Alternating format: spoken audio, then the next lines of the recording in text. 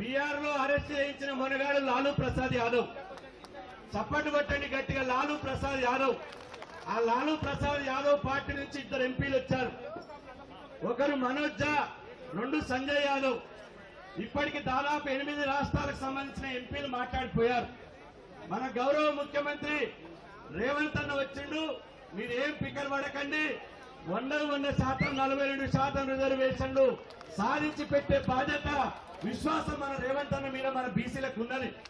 కాబట్టి ఇలా బీసీలు ఉద్యమం చేస్తే దేశ చరిత్రలోనే బీసీ ఉద్యమానికి మద్దతు తెలిపినటువంటి ఏకైక ముఖ్యమంత్రి మన రేవంత్ అన్న. గట్టిగా 1 నిమిషం సేపు చేతులున్నోళ్ళంతా 1 నిమిషం సేపు ఆగకుండా చప్పట్లు కొట్టి స్వాగతం పలకాలి. గట్టిగా మీడియా సోదరులకు వినపడాలి, నరేంద్ర మోడీకి వినపడాలి.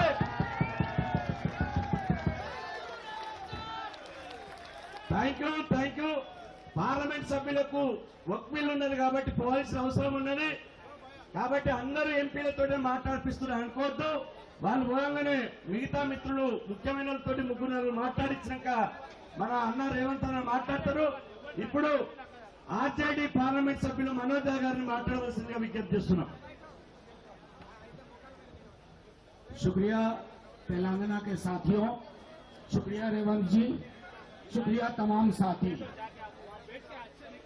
काश कि मैं आपकी भाषा में बोल पाता, लेकिन भाव लेकर के आया हूं हमारे राष्ट्रीय अध्यक्ष लालू प्रसाद यादव जी और हमारे लीडर तेजस्वी यादव जी का।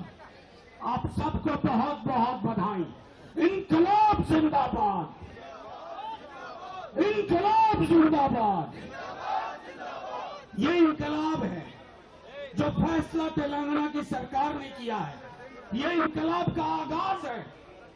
बिहार में तेजस्वी यादव ने जब 2 साल वो सरकार में थे, हमने जातिगत सर्वेक्षण कराया और उसके आधार पर 65% आरक्षण की व्यवस्था लेके आए।